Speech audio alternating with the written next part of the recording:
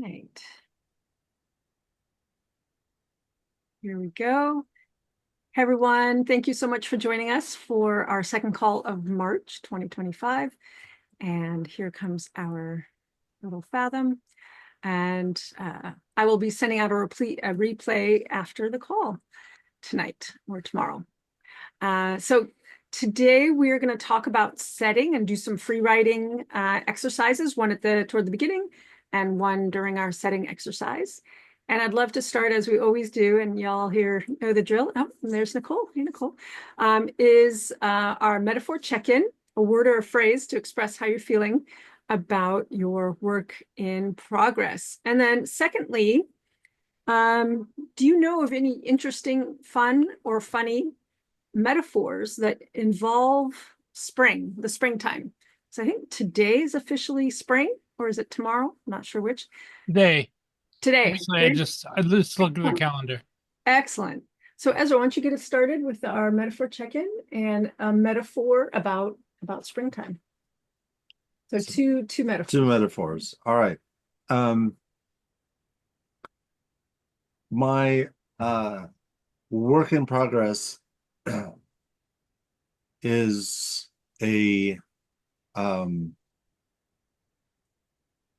is like I'm seeking for a metaphor for spring, where where it's a struggle, and but mostly for a good reason. It's like, so the person who's seeking a metaphor for spring, they are distracted by lots of wonderful things happening to them and with them, for them. And so my metaphor for spring is I'm so lost, but okay, as long as you know what you're talking about. um my metaphor for spring is uh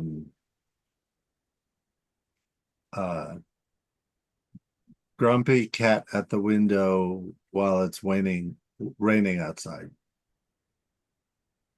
Okay. And do you want to tell folks what you're excited about? Oh, I've been doing horror screenwriting, and it's been a lot of fun. Class. He's taking a class. Horror Cool. screenwriting? Yeah, Uh, from a screenwriting teacher we know, and he's doing log lines and fun things like that. Oh, that's Yeah, fun. yeah, yeah. This guy had a good deal, and yeah, and I knew Ezra would love it. And you're going to take a comedy class on Saturday yes. by this comedy writer. I really want him to write a horror comedy script. I think that'd be fun because that's what you love.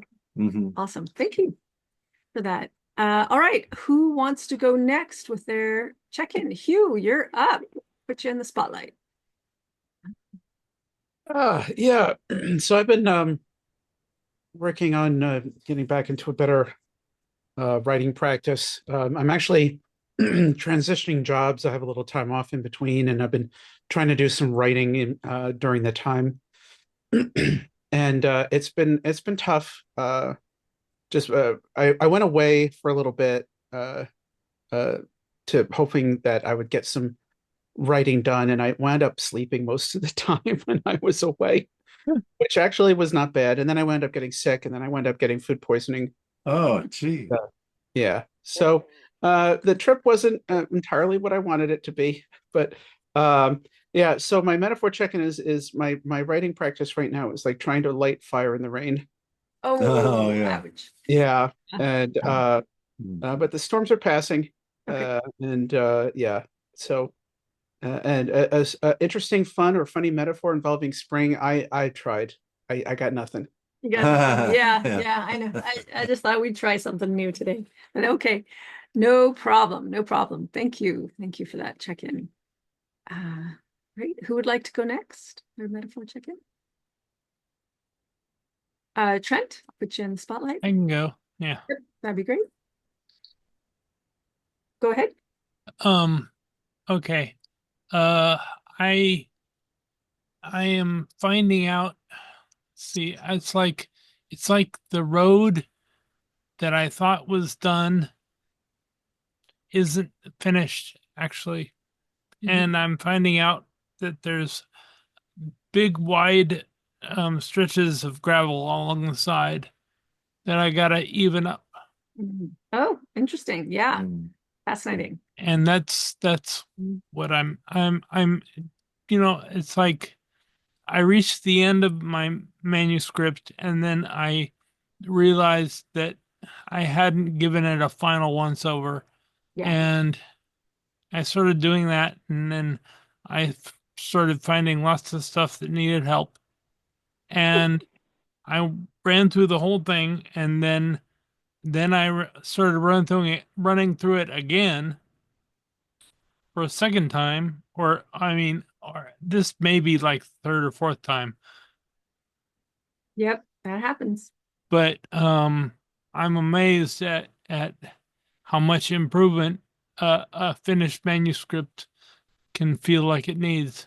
Yeah, for sure, for sure. Yeah, lots of revising, rewriting. We forget that actually the editing process is full of revisions and rewriting. And every time we rewrite, we need to do another pass. Yeah. And make sure, and it's like, and the fact is I use the voice dictation, Yeah. and sometimes I'll have a friend come over or something like that, and I'll find weird stuff that I have no idea how it got there. Oh, yeah. Maybe you caught a conversation or something. And I hear you laughing. Yeah, yeah. We feel you. We feel you. Do you have, Well, yeah. I hear Yeah, Nicole. yeah, Nicole Yeah. laughing. I think she Um, knows. and I know that she can relate. Yeah. Yeah. For sure. Oh my God. Yeah. Um, and as far as the spring, I normally have only seen not of spring, metaphors of spring, but metaphors of springing. Hmm. You know, As a verb. or bouncing. Because we have the change of clocks, and you know, Right, right. Spring spring forward. forward, Yeah. and that I did. I do recall, Hmm. but it's not what you really asked for. That's okay. It was wide open. It's just playful questioning. Yeah. Thank you. Nicole, you want to go next with your metaphor check-in? Okay, so my metaphor check-in is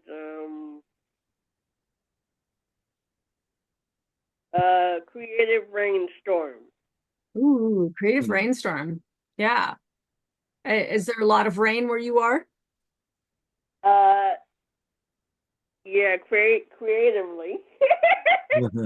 Creative Did you lake? say rainstorm or did you say brainstorm? I Rain, said rainstorm. rain, right? With the And B Yep. on the front or not? no, No. no. No. Okay. I just wanted to make sure I heard right. Yeah. And Nicole, do you have any metaphors that relate to the springtime? No. No. Okay, just checking, see what people got. That's all good. Good. Well, I'm glad you're here today. We're gonna go over your words later today. Yeah, Okay. for sure, for sure. Uh, Okay. yay. I heard an interesting question regarding spring. Yeah, what's your question, Trent? Um, how fast does spring come about? And apparently it was measured in England, and they recorded the speed at which spring moves into the land. And it was recorded that it actually moved at something like a mile a day. Oh, interesting. So like the effects of spring, Yeah. the seedlings blossoming and stuff. Ah, Yeah, exactly. mile a day. Yeah. Well, with the way that the earth is rotating and And with its moving, axis on the yeah, angle. the turn on the axis. Yeah, cool. Weather nuts. Yes, I love all that stuff. I thought that was fun. That is fun. All right, let's move to Diana. Diana, you're in the spotlight. What's your metaphor check-in? And Um, Writing is like a long road trip. I know the destination, but there's lots of detours. I can relate to that. Yeah, and some interesting and maybe some boring and maybe some scary. And yeah, You just have to take the detour. You have no choice sometimes. that's right. That's right. Yeah. And is it really a detour if eventually you're going to get to your destination? Well, maybe everything happens for a reason. Who knows? Right? Yeah, absolutely. And so do you have a metaphor that relates to spring in any way? How about it's like tending garden, things flourish, and so do the weeds.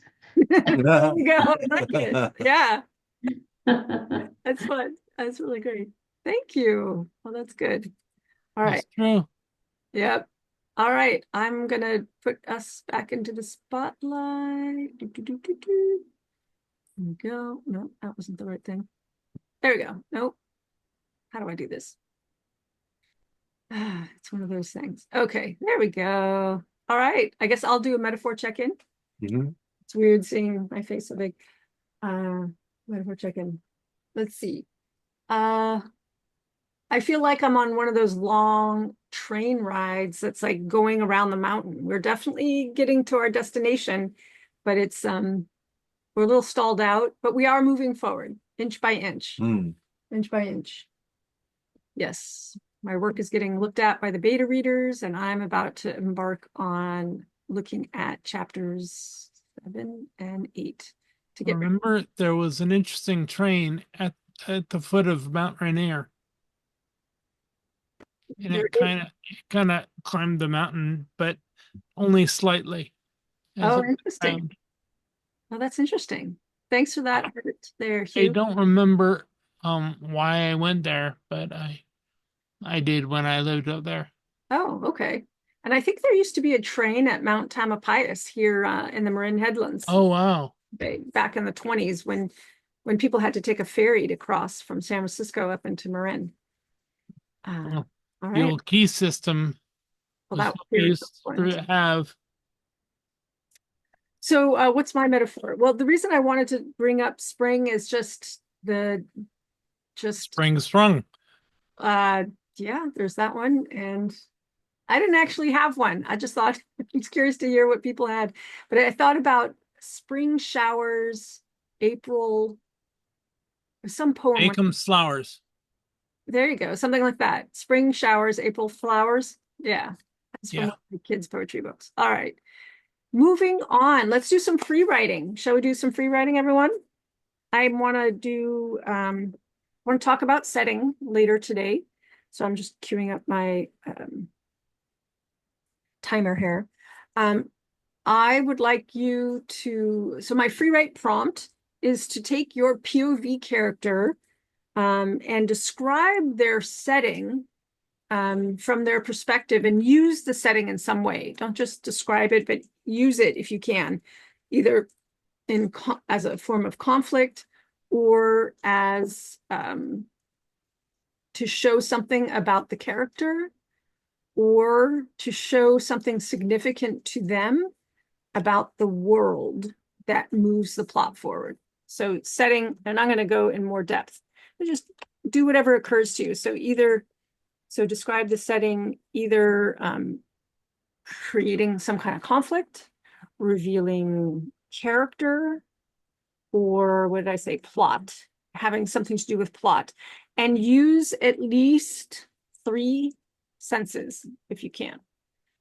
Don't just rely on most of us rely on sight,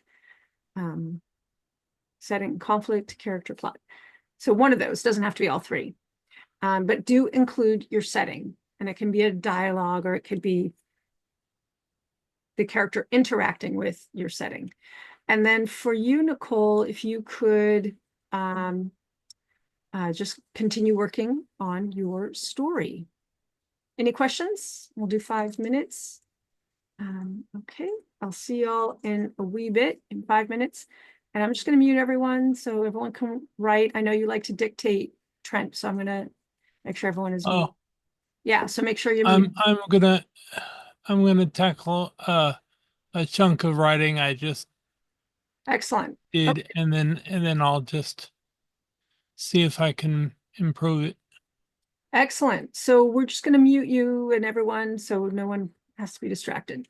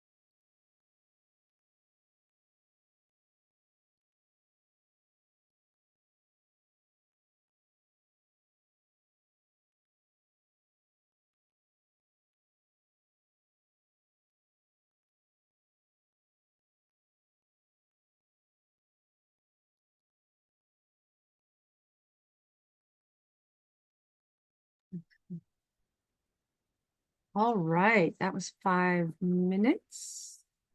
I understand Hugh had to go. Hope you feel better soon, Hugh. All right, so we have a small group tonight. Okie dokie. So we have something, I put something as a trend. Diana, do you have anything you want to share?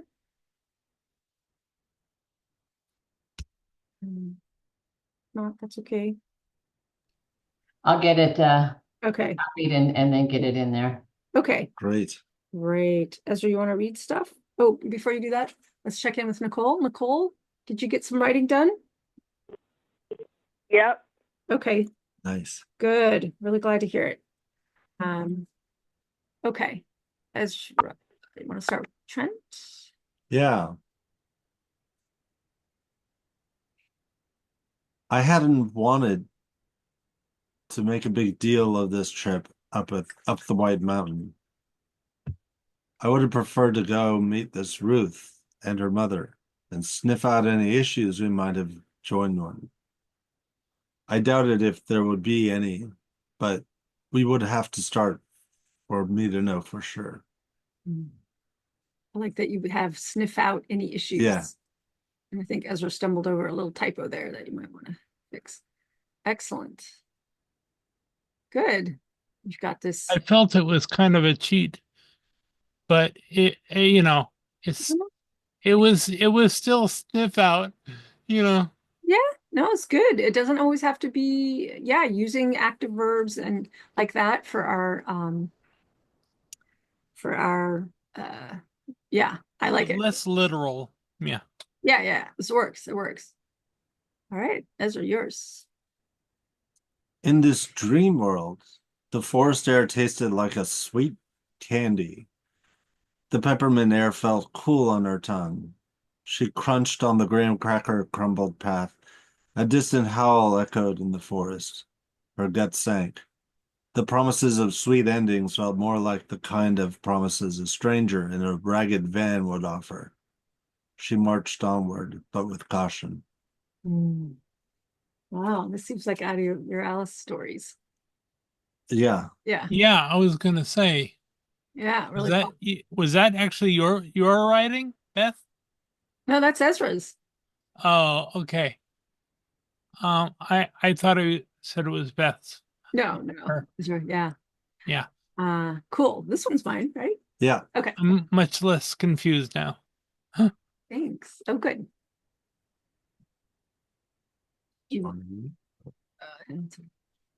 Henrietta stumbled on a vine, but caught herself before she went face first into the dirt.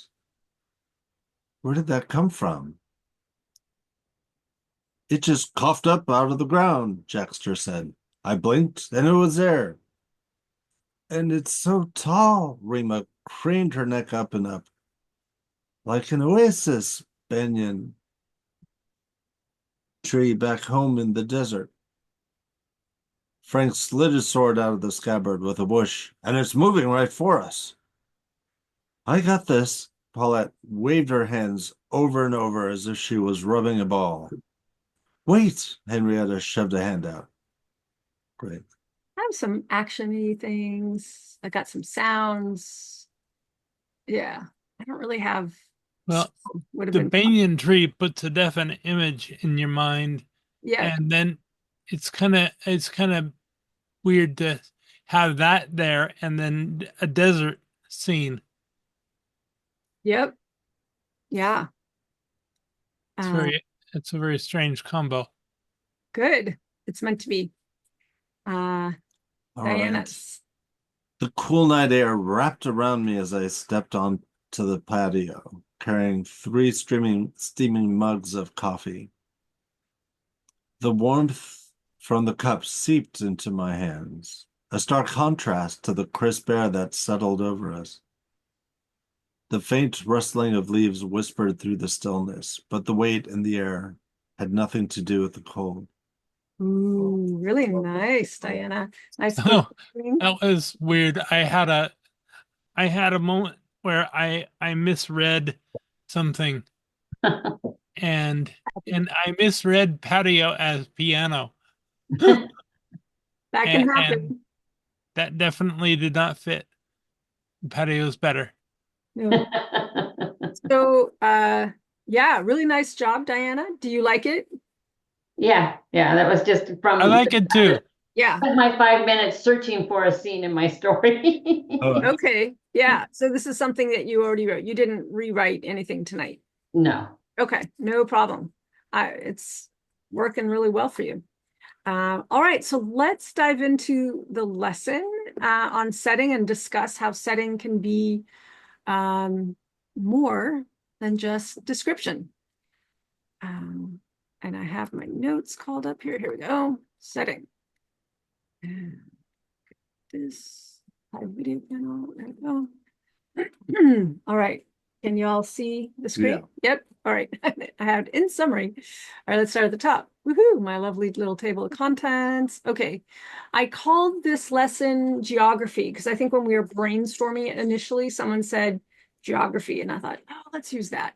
So geography, the power, purpose, and uses of setting in your story. So I thought we'd first start with how do we describe when we think of geography or setting, AKA setting, what are we thinking of? And I listed a bunch of things and I wanted to hear what you all, if there's anything I left out. So I have here the city, town, locale, where your characters are, the weather, you know, whether it's arid or wet, windy or calm, day or night, hot or cold, all of that. If they're indoors, is it a house, a building, a room, that kind of thing. Transportation, maybe they're traveling and you want to describe the vehicle. You ask what else, and I often say what elevation I'm at. Oh, good. So that's excellent. So the elevation, yep. Also distances between things. My brain went to a map. Your characters are going to have an internal map or an external map, or even if they don't know where they are, they will be measuring the distance. My characters are on a well-worn trail. Right. So we're talking about trails, yeah, elevation. Also, anything that's in your setting, artifacts, furniture, equipment, tools, all of that is also part of the setting, and you can use it in your descriptions. My characters definitely stay the night in a retail building, a former retail building. Right, and you're going to want to describe the state of it. About sound. Sound, yes, nice. So that what characteristic sounds are part of your environment, and smells for that matter. Yeah. They're on horseback. Oh, good. So that also brings in animals, flora, Well, certainly smells. and fauna. Like you did in your little description, you had the pathway and the trees and flora, fauna, landmarks that they can see. Yeah, hazards and difficulty. If you're, and we're going to talk about that when we get to conflict as well. Good. Is there anything else about to consider when we think of our story's geography and setting? Well, I'm very often concentrating on smell because this is the first book I've written with a definite bad guy character. And one of the things that is annoying about him is he stinks. That's great. That's a great characteristic. Yeah. Let's move on to how to use your setting. There's a lot of ways we can think about setting, but I thought today, because I'm involved in film, let's talk about film terminology. There's three main ideas when you think of the way the camera is working for us. So these are cinematography terms. I'm going to talk about a wide shot, a medium shot, and a close-up. So I was thinking, how do I define a wide shot? We all see it often in movies. You might see a shot of the entire city from above. And then we kind of zoom in and we'll As see. a photographer, I am.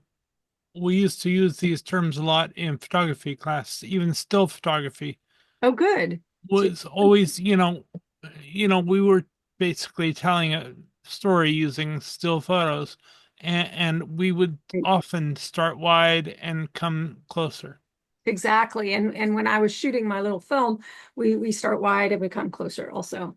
So it's and it could be because of photographs, film, and TV that readers want a little bit more of a wide at the beginning. And they want to know, because the big question we're asking here is, where are we? The reader wants to know, oh, I meant that to be a cue. Where are we? So how do you make a decision about your wide shot? You want to think of the widest view possible that makes sense for your scene and your character.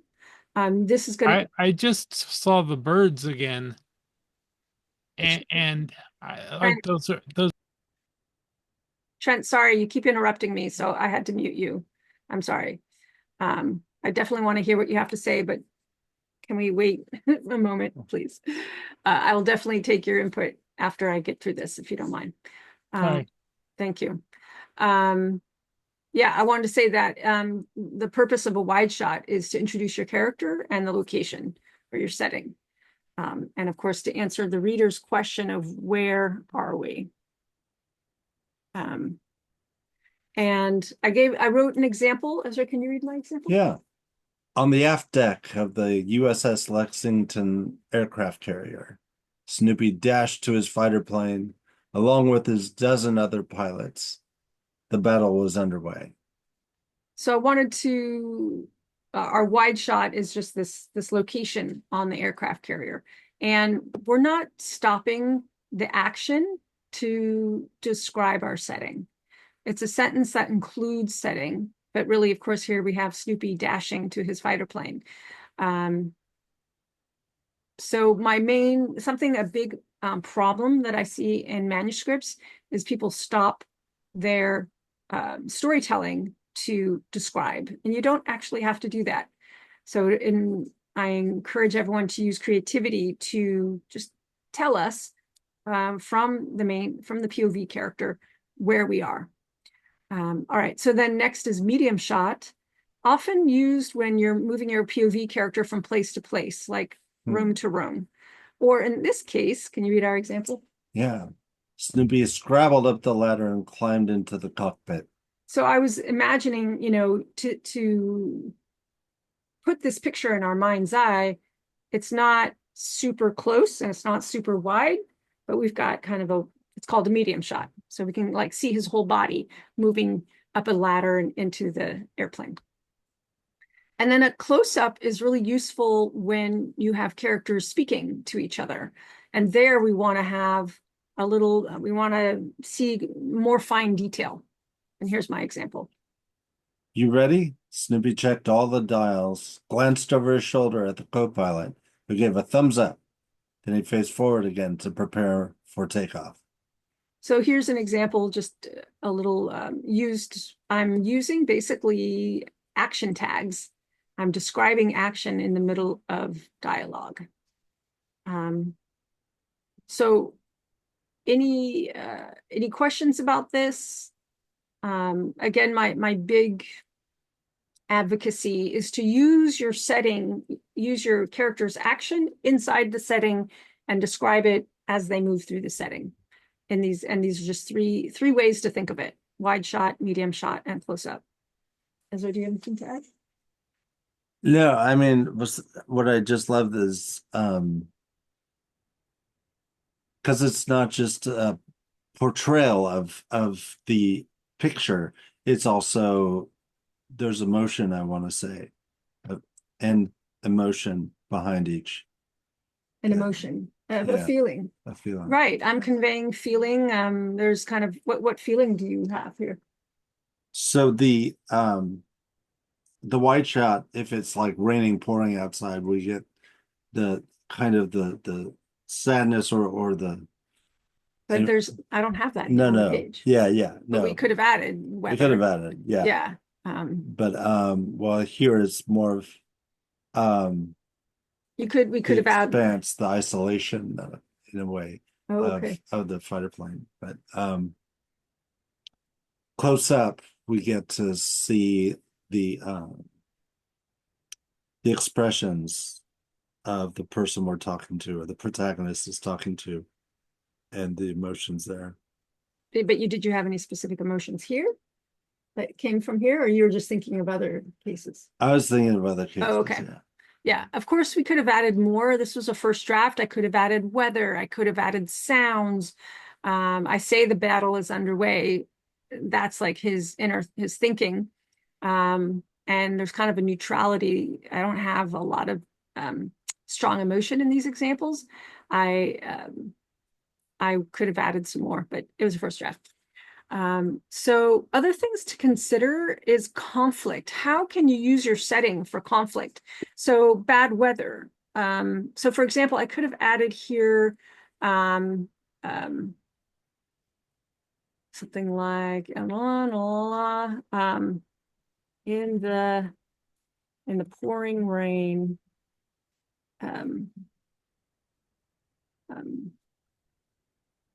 You know, I could have added some rain. I could have had it with the ship rocking, you know, side to side.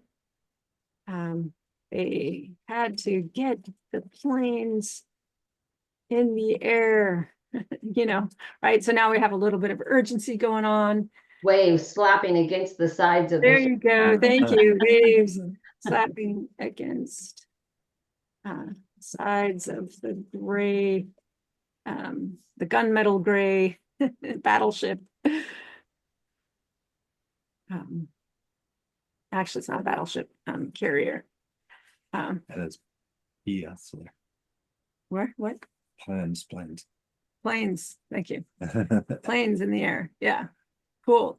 So how else can you use your setting? Like Trent, you have a great you probably use a lot of setting to increase the conflict, harsh landscape, hazards, right? We could have hazards like a ravine, a cliff, that kind of thing. Most of my hazards, yeah, other than the background is people. Right, Hmm. right. So you have your people conflicts, and then there's some ways that maybe you could add setting to enhance setting as conflict. Also, Setting is always hard to deal with. it is. I'm reading a sci-fi novel right now where these aliens somehow inhabit this planet, and then they pull spaceships underground and then kill all the people and then replicate themselves inside of the form of those people.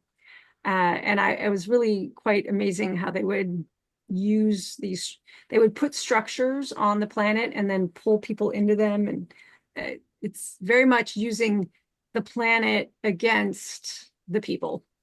It was really good and scary. Is it good? It is good because it creates a monster, a villain, and that is very scary, which is good in sci-fi. You want to have an overwhelming, harsh villain. And I don't know if this was conveyed, but so like more examples of protagonist versus nature or the environment is you've seen those disaster movies of a volcano about to erupt or an earthquake that's causing a disaster or flooding that floods New York City, tidal wave, asteroids. So those are all natural events that are the villain. And then you have as a kind of not a direct character, but as a sub character was a secondary character, like the horror movie Alien. The secondary character, which is in a lot of sci-fi, is space itself. Space is a natural harsh environment to have to deal with. The dangers of space. Right. Yeah. So, and when you have the natural disasters, it's easy for people to get stupid. Yeah, absolutely. Yes. or brave, both, the whole spectrum.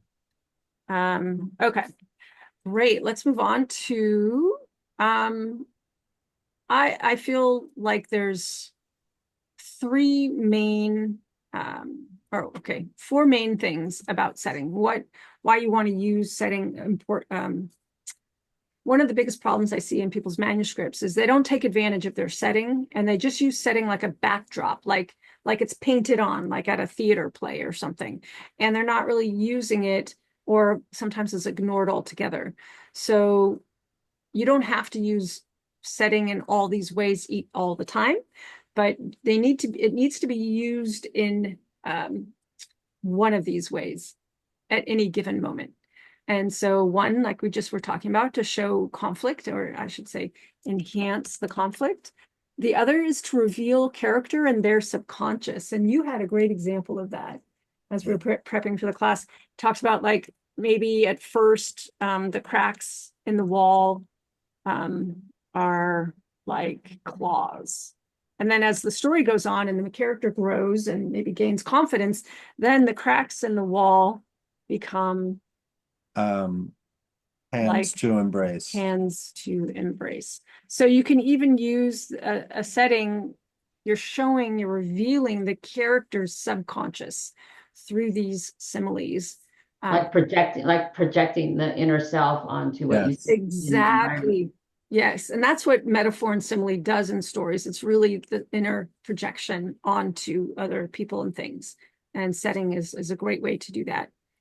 Also, when you describe your setting using the sensory details of your protagonist, of your point of view character, you ground the story for the reader so that it feels real.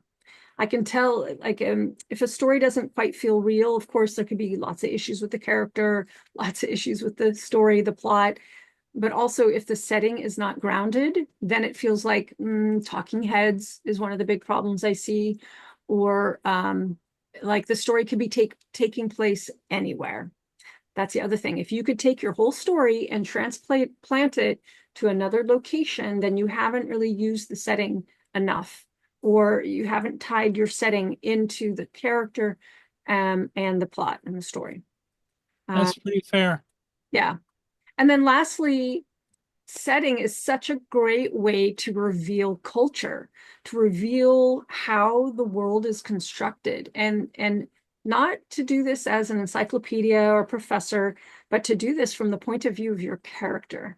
We all come from a setting. We all grow up in a setting. We all travel through the world.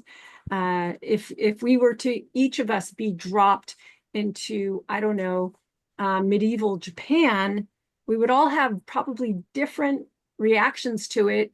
And it's all going to come from our own associations with our own past. So we use our past associations, we use our memories, our histories to make sense of the present, even when the present is very strange. It all is filtered through our past associations and memories. And That's our lives, right? Yeah, I mean, just look around your own room right now where you're sitting, and you'll see how much history is sitting all around you of your own life, and also of our values and our family's history and our ancestors' history, what was important to them. It's all in the present moment. And your character is going to have thoughts and feelings and opinions and associations with all of that. So use it. Not to info dump, but to enhance your story world. And so here's a few more details. Like, there's going to be emotional connections. Your character is going to have an emotional attachment or not, right? They can be neutral. Like, Ezra, you're kind of neutral to your setting, but you still, like, if you walked into the apartment and like there was a lion there, I think you would notice. Hopefully you would notice. But like, it's tricky, even in a setting that you know really well. How do you convey it? How can a point of view character convey the setting, even though they know the setting really well? And what is important to them in that moment that's what you want to describe. So I'm just thinking about you and how you don't really notice setting, but you do notice some things. Yeah, if I wanted to convey that, if I would have like going into the room, so uh I stopped, I dropped my keys and gaped. I was used to coming in to piles of paper on my desk and the pictures being a little tilted off and stacks of books in the shelf. But here was this lion chewing on a piece of meat on the living room. I was not used to that. You know, so at least Exactly. we That's, have. that's Yeah. great. Well, you could do something like like the ground was as dry as the skin on my hands or something. So you're using the setting and your And- character together, right? Absolutely. That's beautiful. And actually, when Ezra, you came home, the very first thing that you said as you walked in the door was, smells good, Yeah. right? Because I had Popcorn. popcorn. But also you noticed that the door was double bolted. And you know, Oh, yeah. and so you made an you associated that with the fact that I hadn't left the apartment today, Yeah. which is right. So see, like the little things in our setting, they have meaning, and we can use those as our character moves through space. Also, you do want to take into account the genre expectations of setting. I notice in sci-fi, it depends. There's a certain sparseness of style often. You know, some other, like in romance and women's fiction and stuff, there's going to be generally a more lush kind of writing style. But even in Lee Child's Jack Reacher books, there's long passages about setting and where we learn about the character and we learn about the location, which is part of the fun. All right, so let's do some writing. Let's do some more writing. So either draft something or rewrite. The free write, like Diana, I don't know if you want to take what you have and do more with it or find another piece, but see if you can enhance character conflict or reveal character or display the world. And remember, this is all coming from your POV character, from your POV characters filter, so to speak. Great. And maybe use, you know, my like challenge to you would be try something different. I don't know what that might be for you. Try something different. So if you're somebody who tends to describe the big picture of your setting, try going smaller. If you tend to be smaller, like I think you tend to be kind of small, Ezra, see if you can do more like a wide shot. Mhm. You know, because remember, wide shot, medium shot, close up. See if you can do something different. All right. Any questions before we do our little free write? Okay, I'm going to set the timer for, let's do 6 minutes. All right. I'll see you all in 6 minutes.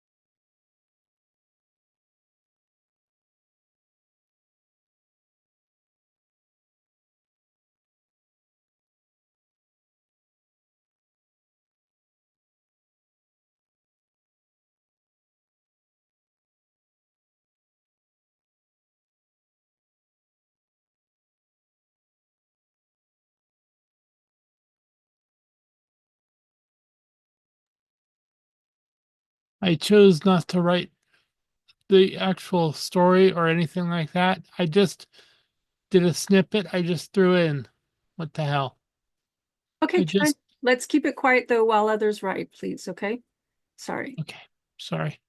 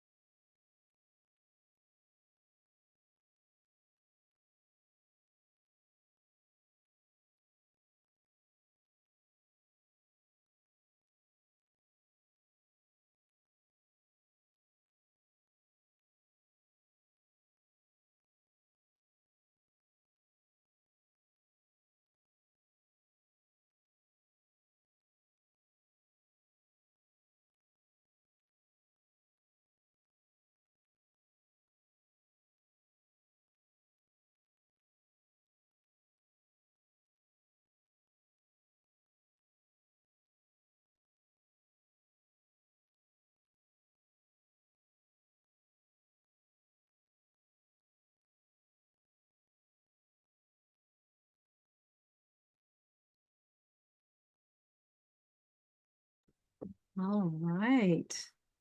Let's see. What do we got? Uh, Diana, do you have something new to share? It's coming. My mouse keeps acting up, so it's No coming. And then checking in with you, Nicole. Did you do some more writing? How'd that go? Yep, it went pretty good. Great. Great. Ezra, do you want to read stuff? Let's see, starting with so Trent, you put an excerpt of something that you didn't edit, but you just wanted to share an excerpt, little excerpt. So Ezra will read that. Okay. Great. This trip up the White Mountain was going to be huge. I welcomed Ruth and her mother, asking what would be necessary to get Ruth onto the horse. and how she would be safe up there. Mm.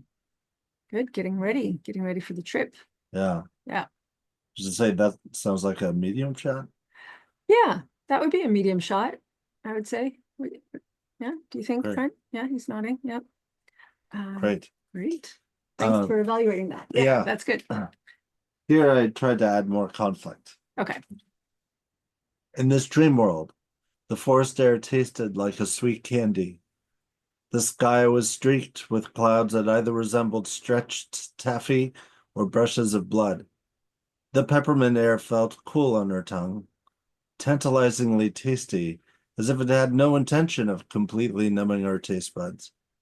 She crunched on the graham cracker crumbled path, sounding like the grinding of broken bones. Her gut sank. The promises of sweet endings felt more like the kind of promises a stranger in a ragged van would offer. She marched onward, but with caution. Mm.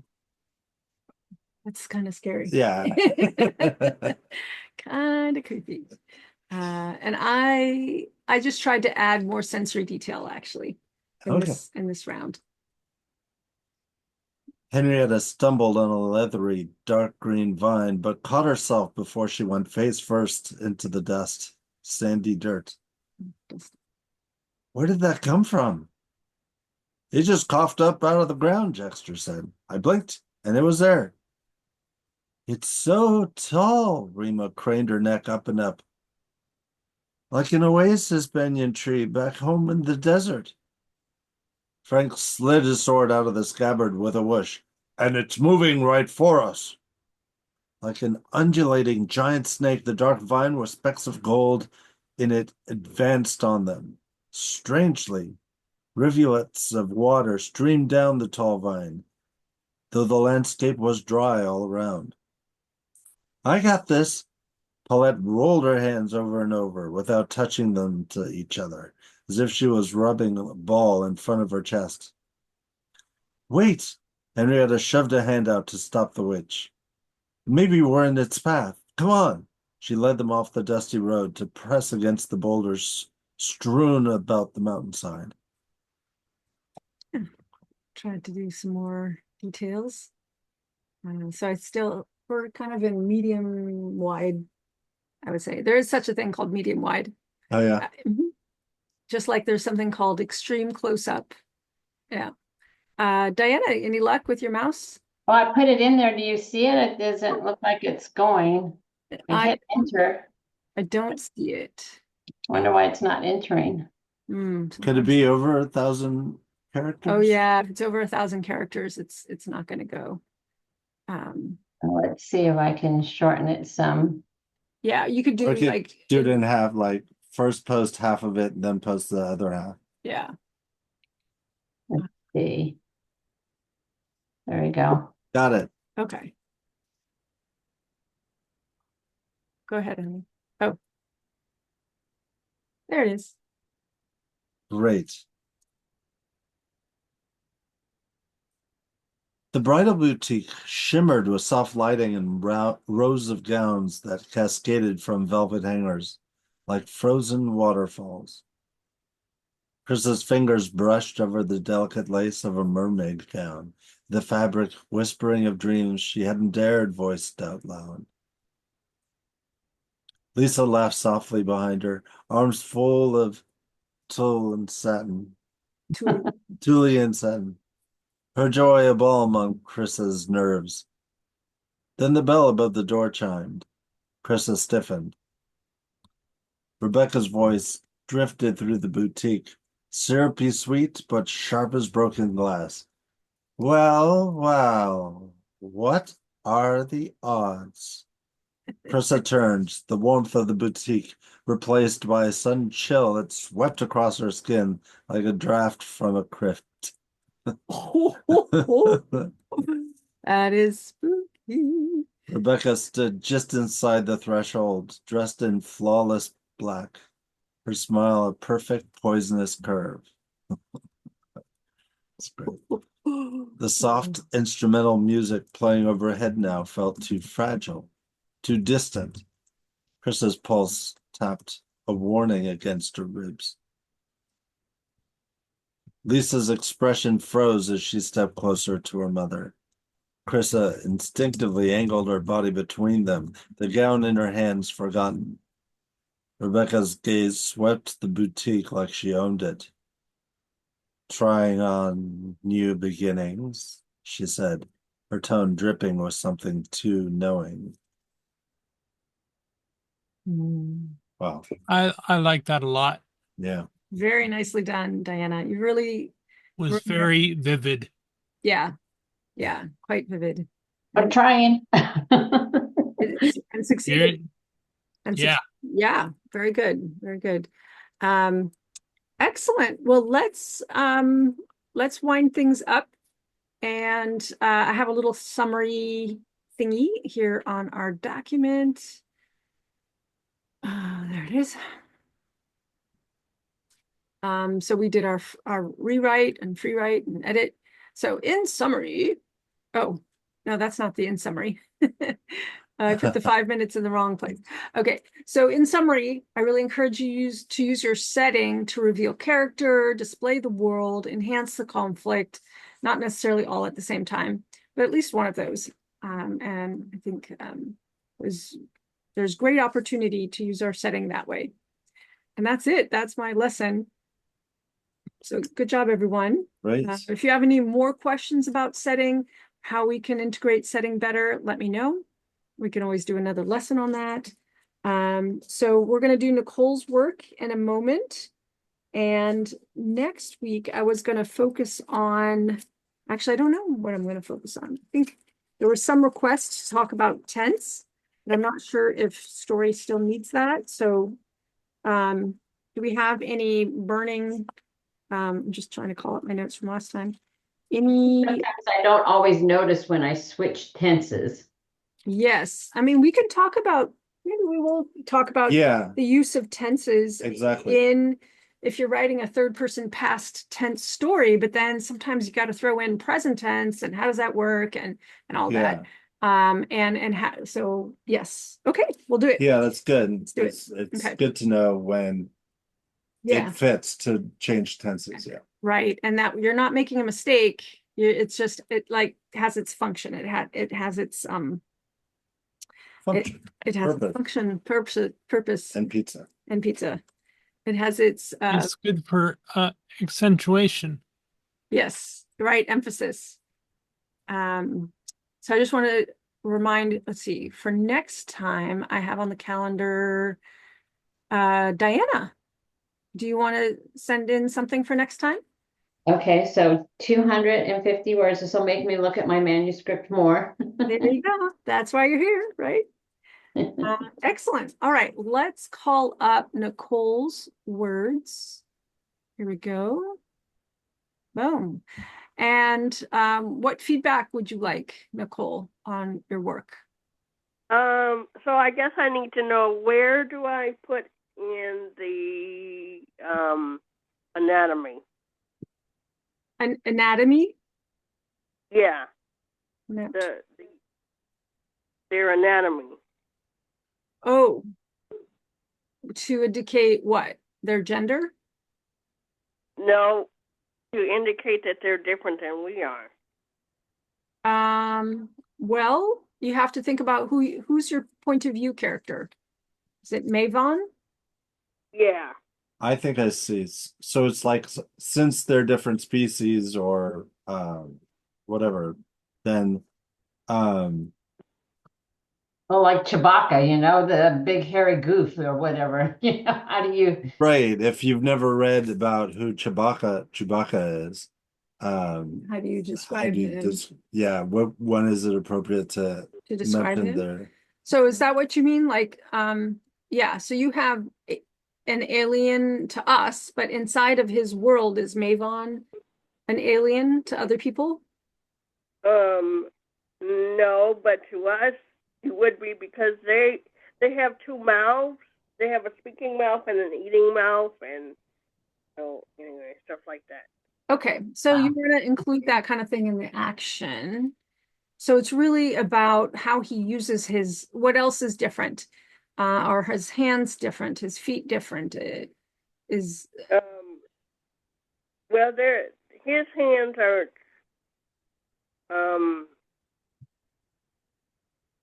I don't think I figured, I think his hands are, I don't think I figured out if his hands are triangular or square shape or what shape they are. Okay, so you need to make some decisions. So since Have an idea of what you want, what this alien looks like so that we can help you? Well, they all have different hand shapes. So some of them might be square, some of them could be round, some of them could be triangular, some of them have mixed hand shapes depending on, who their parents are and okay. So Mavon would he pay attention to hand shapes in other people? yeah, like if he's looking around at things. Mhm. And they also have optic reflectors and blinking sliders and so anyway, there you go. Okay. So it's about the differences, right? Like people notice the differences in each other. And that's just Right. generally how people process reality, at least how humans, as far as we know, process reality. So why don't we have Ezra read this section and then we can discuss where could we add some descriptions of Okay. people. Yep. Okay, great. Ezra. Great. Before sitting down to eat, Maven approached the speaker's stage. He clutched the verdant speech stone given to him by a recently deceased mentor for his cultural advocacy speech at the annual talent show, The Art of Speaking, united echoes of impact to his chest. The large crowd shifted in his presence. Though he knew many people at the gathering were unsupportive of the topic, and he and the other voters could face possible imprisonment, he was ready to take his chances. As he turned to face the assembly, the first sun vanished, and the second, hotter sun began to rise. He mentally adjusted his thought shield to minimize an oncoming headache. Being a telepath could be mentally and physically draining at times. He wished he was a rain or snow or ice elemental, so he didn't need the cooling chamber in his Lanois suit. Drawing in a breath, he began. We are the future. You are the future. Each one of you, sitting here today, is the change this world desperately needs.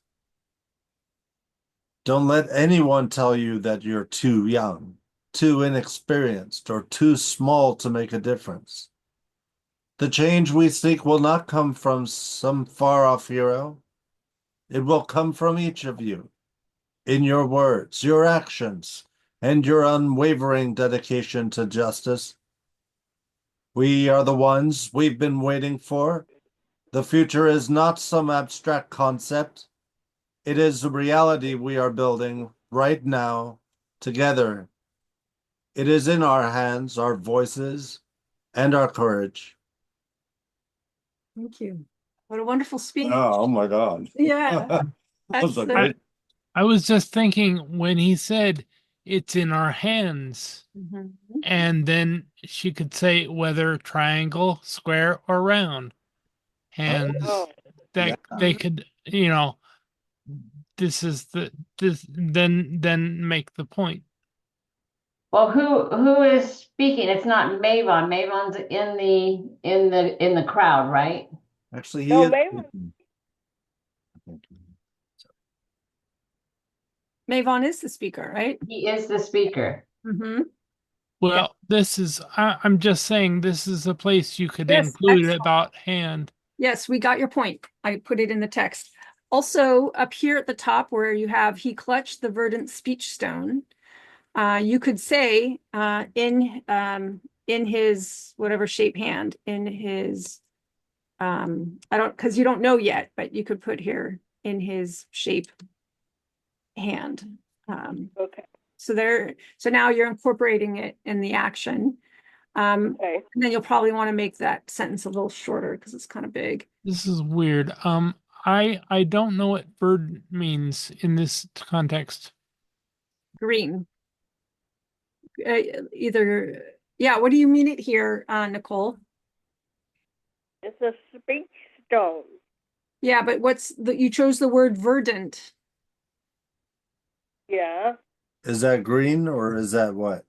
Or green, it has a few meanings. So what meaning did you want it to have? It's a material. Verdant is Oh, Okay. That is not something that we are familiar with. So you might want to say, he clutched so it's a descriptive term, but yeah, the reader probably doesn't know.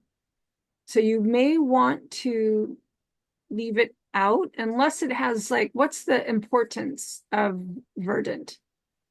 What's the significance to Mavon? Like, is it a treasured object? Well, he got it from a recently deceased mentor, Yeah. so he's wanting to keep it when he goes to through speeches. And so it is important to him? Yeah. Okay. So the challenge with using vocabulary that has a hazy, it doesn't have a very strong, clear meaning, is the reader is going to stumble over it. So you might want to, instead of calling it verdant, even though that is what it's made out of in your story, we don't know what that means here. You might instead want to use something like treasured or precious Or or the hard stone, verdant, say that again, Diana. like a hard stone, a natural hard stone, or maybe cultivated or something to describe. Yeah, but still, what I'm looking for is adjectives to describe need to have a meaning to the point of view character, not just descriptive, like black or green or hard or soft, but like, what's the importance? Why is it important to him? So I mean, otherwise it's almost like, why describe it? You could just say speech stone, and we all get a Right. sense that this is something Right. important. Right. So in terms of describing people, are the people in the crowd, you say, though he knew many people at the gathering were unsupportive of the topic, who are the people there? You don't describe them here, although maybe you described them earlier. I don't remember. What do you mean? Who are they? This I is mean, a crowd of. are they what do they look? Do they also have two mouths like him? Do they also have different mouth shapes? Yeah. So they're his people. Well, it's. I mean, the planet, the planet, the two planets that inhabit these people. All the people have two mouths and different hand shapes and stuff. So to him, they're just people. They're like his people. They're not alien to him. Right. Okay. So you don't need to put everything in every scene. Like it's probably enough just to say if you're, the shape of his hand. And I love Trent's idea of the shape of people's hands, include that in the speech itself. You already have some really interesting things here. You have being a telepath, him wishing he didn't have to have a cooling chamber on his suit. You do a good job giving us some really interesting details about him. So that's my 2 cents. Anything to add, Ezra? a few things. One is that while just scroll down a bit, while there's the idea of adding it is in our hands whether triangle, square, or round, that does help in terms of conveying the different kinds of hands and there's anatomy of the people. For me personally, I love the speech so much that it would disrupt the flow of the speech. So anyway, I would leave that up to you and maybe ask more people what they think. Something I I guess I want to ask at the very top, is it important that this happens before sitting down to eat? Or can it happen after eating? Well,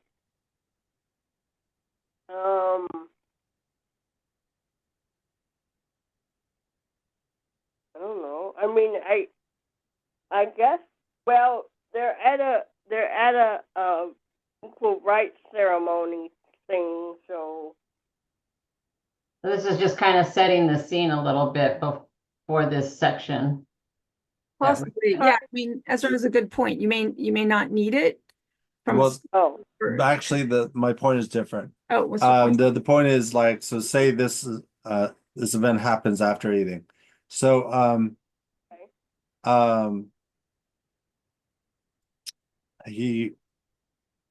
he's walked through the crowd munching on an apple and telling with his other mouth for the people to move out of the way or something. So then we have a clear that he's eating and with his other mouth talking to people. Mhm. But this, if it's before eating, then he wouldn't be eating while going to the stage. And also maybe he's nervous and wouldn't want to eat in the first place. So anyway, Good idea. Right. So that's another way to incorporate these body differences. So Diana had a suggestion. Ezra, you want to read? yeah, he can scan the crowd, eyes catching on the variety of alien hands, square, rectangular, crescent-shaped. One pair looked like flattened hexagons, another ended in narrow triangles, stiff as blades. Mavon didn't realize he was cataloging them until his fingers twitched reflexively. Right. So that's another idea. I'll copy this and put it in the text as something to possibly integrate or use. Because he's standing at the podium, so he's looking out at his people. Or the, right, So he's going to observe them. He's going to see them from right. his position so that he can have a moment where it's relevant to his emotional state. Maybe he's a little nervous, and so he's doing this because he's nervous. And now you've included emotion and the moment and also anticipation. The reader is like, oh, what is he going to say that he's so nervous about? And so you can include description in this observation. Okay.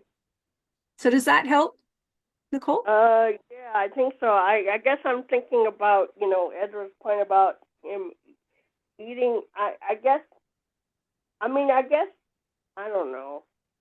maybe he's chewing on a toothpick with his mouth eating mouth or whatever, and then still talking. How you doing? Hi, good to see you. Oh no. But that's something that you might want to think about. Yeah, I guess because this is like a ceremony, and I'm thinking they would be eating while they're at the ceremony, and Yeah. So you can also have him think about how normally he would behave one way, but because this is a ceremony, he's going to behave another way. And that's okay. Also, you can get people having things happening in their mind, and that can reveal things about who they are and, the alienness that you want to convey without stopping the action. Okay. Yeah, so we're going to stop here because we're almost out of time, but I'll send you these notes. I hope that this was helpful. I think we gave you a lot of different little ideas to play with. Yeah. And have fun with it. That's great. Good. I love the speech at the end. Yeah, we love that speech. right. Very Martin Luther King. I know he's a big influence on your work. That's great.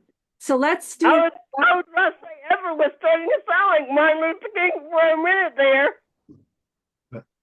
We missed that. Sorry, what? I said Ezra was starting to sound like Martin Luther King for a minute there. I was giving Yeah. I was trying to. Yeah. I was trying to reflect his. Thought he was channeling. Yeah. Yeah. Totally. I could tell. Yeah. So let's do our wrap up. What did you learn today? What was any ahas or takeaways that you want to bring into your own work? And what are your next steps?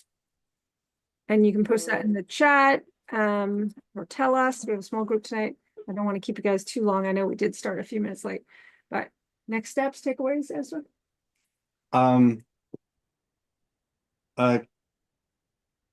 Feel comfortable with writing whatever I feel like writing. Oh.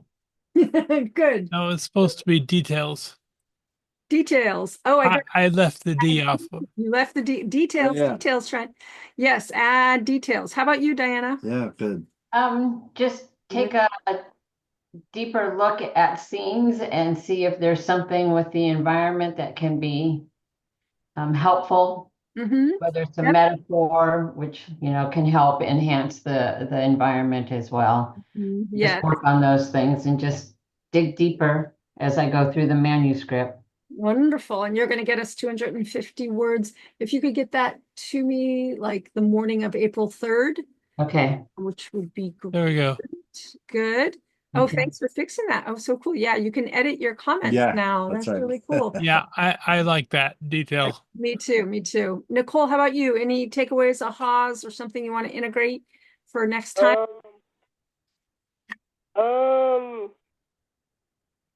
I can't really think of anything. I guess because I learned by listening, so I guess more more auditory details and things. Mhm. Yeah, that would be great. I would encourage, yes, do add more auditory to your story. That's so good.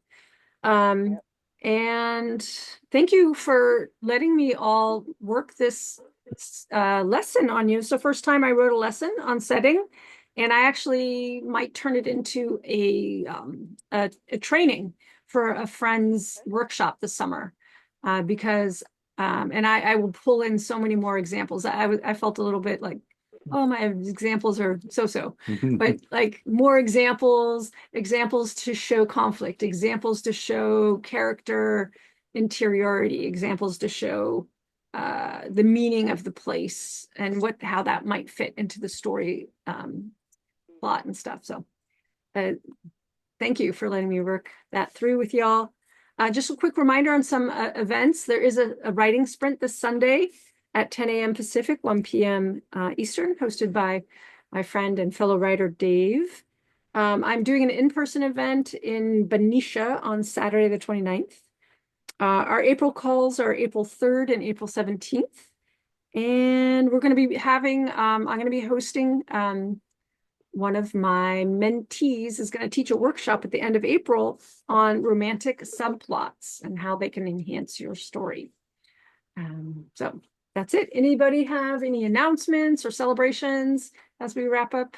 Oh, can you unwrap that for me? I have a celebration. Okay. And I'm gonna have Ezra describe this. So we had a party on Saturday to kind of kick off the next round of fundraising for my Yay. Oh, and wow. we have a poster. Maybe you can adjust the screen a little, move it up or something. I don't know. It's hard to show. This is a movie-sized poster. Wow. It's my two actors playing Henrietta and Frank, and Henrietta is holding a sword downwards, and Frank is looking a little skeptical, and they're surrounded by like forest or bushes, and Henrietta the Dragon Slayer. And there's That's awesome. Congrats. Thank you. And it costs $60 to make, not so bad. And then can we move it up? And then down at the bottom is, the movie poster information, the names of the actors and stuff like that. All right, thank you. That's my Good announcement, luck. my celebration. Yeah, it's quite incredible to make a movie poster. I mean, I had someone design it and all that. It's amazing. So that's my announcement. Ezra's working on a horror script based on one of his stories, which is really neat. Actually, it's for a TV show. It's fun. Cool. And yeah, and I'm working on creating a TV show too. Anybody else want to do celebrations, announcements before we go?